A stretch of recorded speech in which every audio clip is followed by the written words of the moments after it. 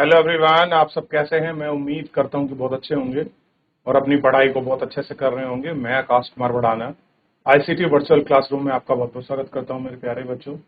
जैसा आपको पता है मेरे प्यारे बच्चों, बेसिकली हमारी आपकी 12th क्लास है और 12th क्लास में हम लोग व्यष्टि अर्थशास्त्र को आपका देख रहे हैं और इसी में हम लोग आपका कुछ महत्वपूर्ण चीज़ों को पढ़ चुके थे। और तो उसमें हमने पूर्ण प्रतिस्पर्धा की परीक्षा को हमने देख लिया था।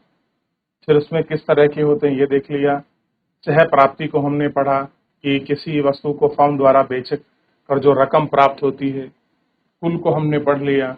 सीमांत राशि के बाद औसत को पढ़ा। तो इतना हम लोग आपका ये सारा जो था देख चुके थे और यहाँ तक हम लोग इसमें आपका बात भी कर लिए थे। अब हमको इसमें आगे बढ़ना था और आगे बढ़ के ये सारी चीजों को हमको इसमें देखना था। ठीक, तो फिलहाल एक बार देख लीजिए। किसी का कोई डाउट है तो मुझसे आप पूछ सकते हैं। चलिए, तो आपको पता होना चाहिए जैसे टी आर इक्वल टू क्या होगा, मैं सब पढ़ा चुका हूं आपको। तो T R equal to P into Q होना चाहिए। अब ढूंढना पड़ेगा, टी आर नहीं बताऊंगा क्योंकि मैं आपको लिखा चुका हूं।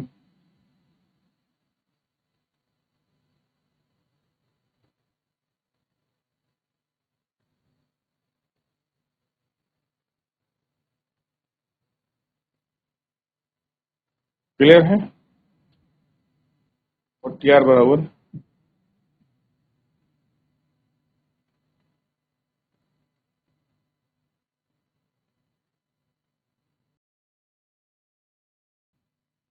ये देख लीजिए।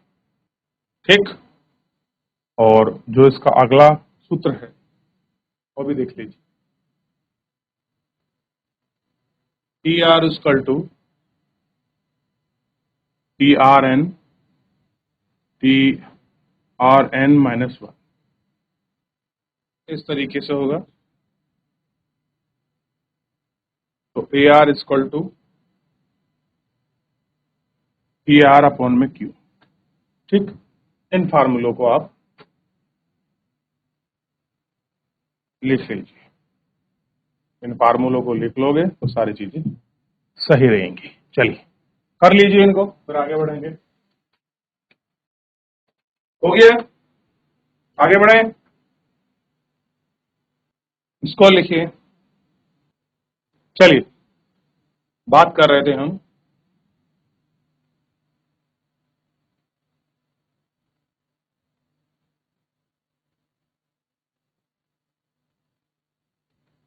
कुल सह प्राप्ति की।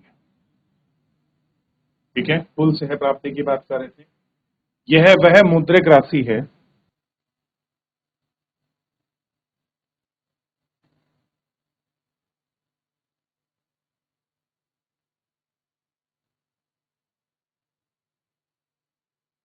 यह वह मौद्रिक राशि है जो एक निश्चित समय अवधि में,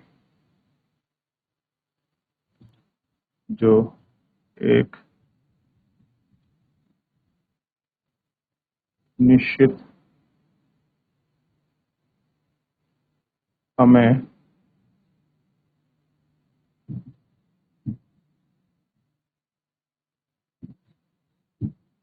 अवधि में फर्म को उत्पादक के द्वारा फर्म को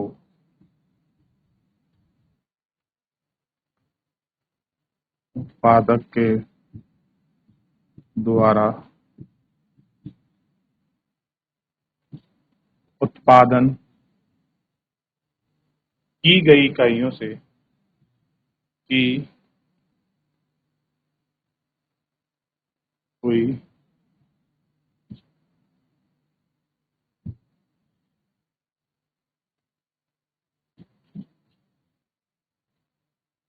इकाइयों का या इकाइयों की बिक्री से प्राप्त होता है। बिक्री की इकाइयों से प्राप्त होता है।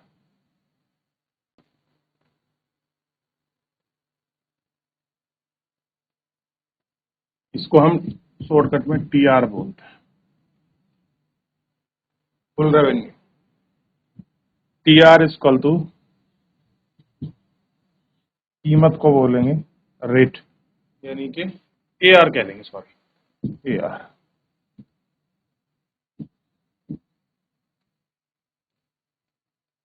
AR, TR equal to AR गुणा बेची गई मात्रा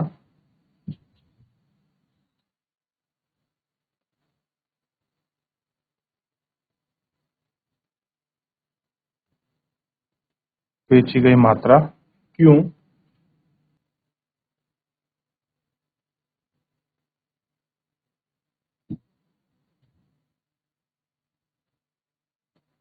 टीआर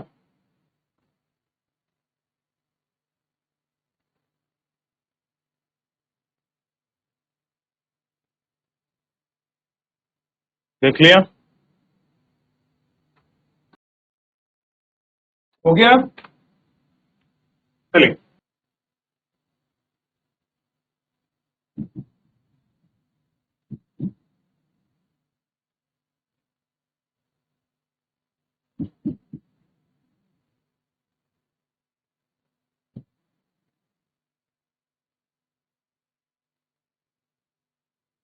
औसत सह प्राप्ति में देखिए, बेची गई वस्तु की प्रति इकाई, बेची गई वस्तु की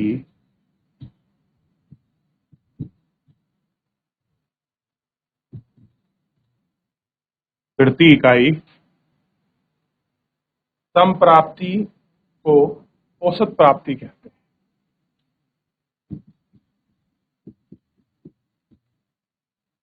सम प्राप्ति को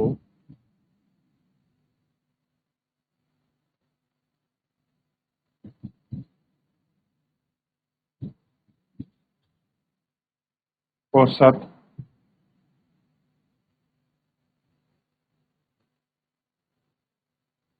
सह प्राप्ति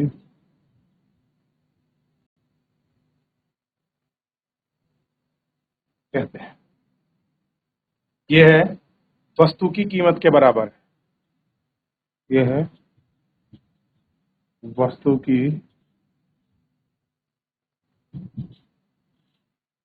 कीमत के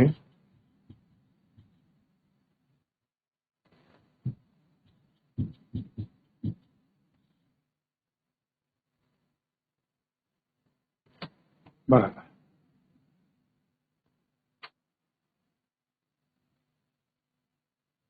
ए R equal to T R upon में क्यू,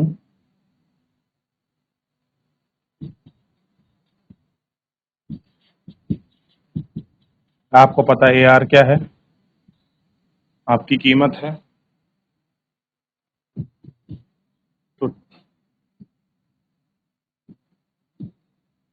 तो टी आर अपॉन में क्यू और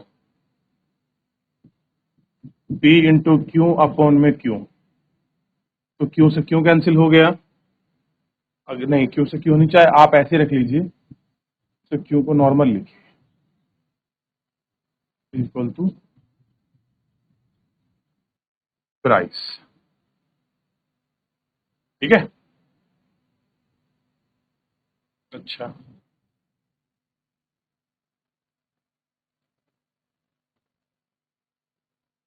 एक वस्तु की अतिरिक्त इकाई बेचने से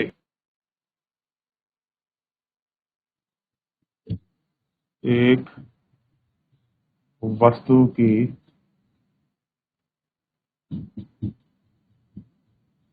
अतिरिक्त इकाई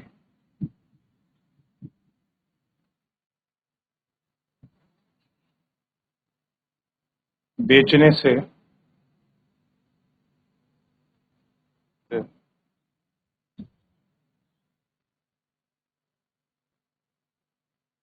कुल सह प्राप्ति में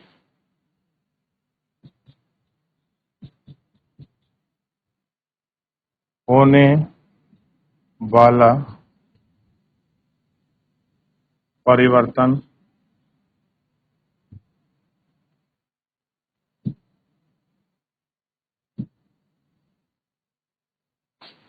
परिवर्तन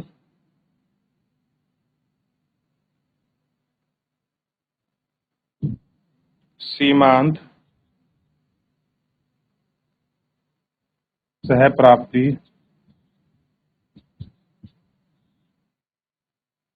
कहलाता है। क्या कहलाता है?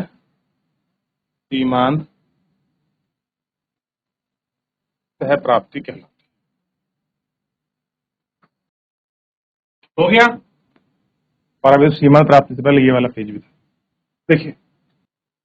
तो ये सीमांत प्राप्ति का था, और चलिए थोड़ा इसका सूत्र भी जो है टी आर बराबर वाला लिखा देता हूं।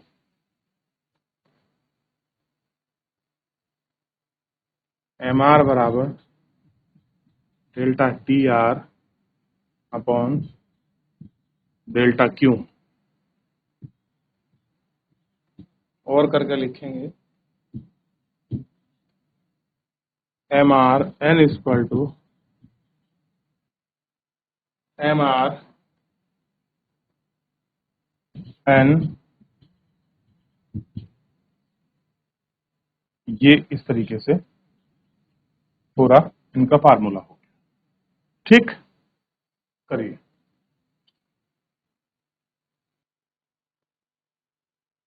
चलिए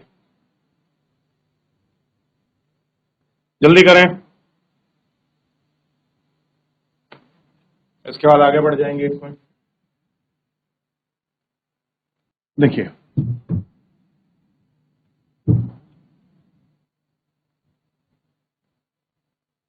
एम आर तथा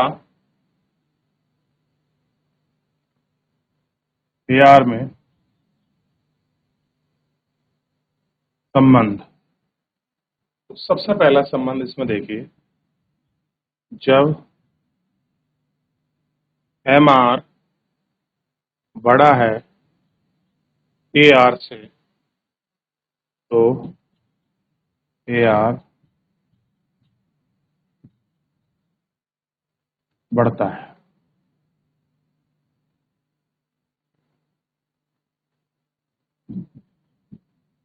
जब एम आर बराबर है ए आर के, तब क्या होगा? या तो अधिकतम होगा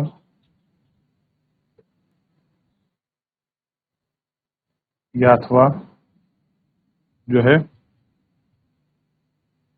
स्थिर होता है, कांस्टेंट रहेगा। या तो मैक्सिमम होगा या फिर कांस्टेंट रहेगा। और जब एम आर कम हो तो ए आर तब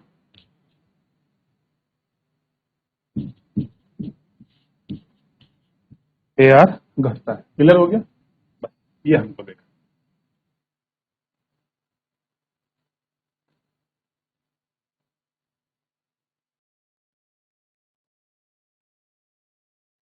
चलिए, हो गया, आगे बढ़ते हैं। अब देखिए, तो सह प्राप्ति वाला पूरा हो गया यहां तक। अब जो है आपका एक अल्पकालीन जो है, हमको देखना है कि आपका जो अल्पकालीन जो उत्पादन होता है उसमें क्या स्थिति है। बस खाली ये हमको इसमें देखना है, ताकि सारा स्टेप इसमें अच्छे से क्लियर हो जाए। क्लियर है? और चीजों को हम लोग आपका समझ ले कि शॉर्ट टर्म प्रॉफिट में क्या बेनिफिट है और लॉन्ग टर्म में क्या अंतर आता है इसमें। तो बेसिकली हमको ये देखना है। तो एक आपातकालीन फर्म का आपका एक आपका पूर्ति वक्र है जो देखेंगे। रेखाचित्र फर्म का अल्पकालीन पूर्ति वक्र व्युत्क्रमानुपाती है। हम इसमें दो भागों में विभाजित करेंगे। प्रथम हम फर्म के निर्गत स्तर पर लाभ अवमुक्तीकरण निर्धारित करते हैं जबकि कीमत न्यूनतम औसत परिवर्ती लागत से अधिक अथवा उसके बराबर है। इसके पश्चात फर्म के निर्गत स्तर का लाभ अवधीकरण आपका निर्धारित करेंगे। बाजार कीमतें आपका न्यूनतम और औसत परावर्तित है। ऐसा है परावर्तित। स्थिति 1 और स्थिति 2। कीमत न्यूनतम और औसत परिवर्त लागत से अधिक या उसके बराबर। मान लीजिए कि बाजार कीमत P1 है जो न्यूनतम औसत परावर्ती लागत से अधिक है। कैसा है? बाजार कीमत किसी की P1 हुई जो उसकी एवरेज कॉस्ट से परिवर्ती लागत से अधिक है, तो हम P1 को अल्पकालीन कीमत वक्र के बढ़ते हुए भाग के बराबर से शुरुआत करेंगे। कहां से शुरुआत करेंगे? बढ़ते हुए भाग के बराबर से आपका शुरुआत करेंगे। यही है P1। ऐसे ग्राफ बना हुआ है, देखिए। इससे हम निर्गत स्तर Q1 तक पहुंचेंगे और जो उसका आउटपुट है, अगर P1 पर हमको प्राइस मिला है तो फाइनल आउटपुट Q1 का कहां था। यह ध्यान देंगे कि Q1 औसत परिवर्तित लागत कीमत P1 से अधिक है। इस प्रकार 3 खंडों की चर्चा Q1 पर पूरी हो जाएगी। अतः बाजार कीमत P1 है तो फर्म का अल्पकालिक उत्पादन Q1 के स्तर के बराबर होगा। इस स्तर को भी हम लोग आपका देखेंगे और बात करें। कीमत न्यूनतम औसत परावर्ती लागत से कम है। मान लीजिए बाजार कीमत P2 है तो कीमत में न्यूनतम औसत परावर्ती लागत से कम है। हमें तर्क दिया है कि ये लाग अधिकरण फर्म का अल्पकालीन लागत एक सकारात्मक निर्गत के उत्पादन करती है, तो निर्गत के स्तर में बाजार कीमत P2 पे परावर्तित लागत से अधिक या अथवा बराबर होनी चाहिए। किंतु 4.7 में हम देख सकते हैं कि सकारात्मक निर्गत स्तरों का P2 से अधिक है। दूसरे शब्दों में यह संभावित नहीं है कि फर्म एक सकारात्मक निर्गत की पूर्ति करे, अतः बाजार में P2 है तो इस फर्म की शून्य निर्गत करेगी। ऐसा करेगा, शून्य करेगा। ठीक, तो स्थिति 1 और 2 को मिलाने पर एक महत्वपूर्ण निष्कर्ष पर पहुंचते हैं। एक वक्र का अल्पकालीन पूर्ण वक्र न्यूनतम औसत परावर्ती लागत से ऊपर है और न्यूनतम औसत परावर्ती लागत सभी कीमतों पर निर्गत कैसा है आपका? शून्य है। रेखा चित्र 4.8 में फर्म को अल्पकालीन औसत बोर्ड की मोटी रेखा को दर्शाया गया। कैसा है? मोटी रेखा से आपका दर्शाया गया है, उसको दिखाया गया है। किस प्रकार ये लाइन है आप इसको देख सकते हैं। जैसे अगर आपको ये लाइन देखनी है तो यहाँ आइए। अब देखिए भाई, ये हो गया कीमत का, मान लीजिए y एक्सिस, और निर्गत का मान लीजिए जो आउटपुट है उसका x एक्सिस। ठीक, अब कोई है, ये दोनों लाइन हो गई एक एक्सिस की। अब हम परावर्तित कीमत कहां शुरू करेंगे? P1, और कहां तक जाएगी? Q1 तक ही तो होगी। ठीक, अब एक कीमत थी P1, फिर एक कोई आपका दूसरी कीमत और आएगी। ये देखिए, ये है आपका Q1 हो जाएगी। ठीक, ये इतना हमको ध्यान रखना है कि इस प्रकार से बनता है। इसके ग्राफ को देख लीजिए, फिर आगे बात करें।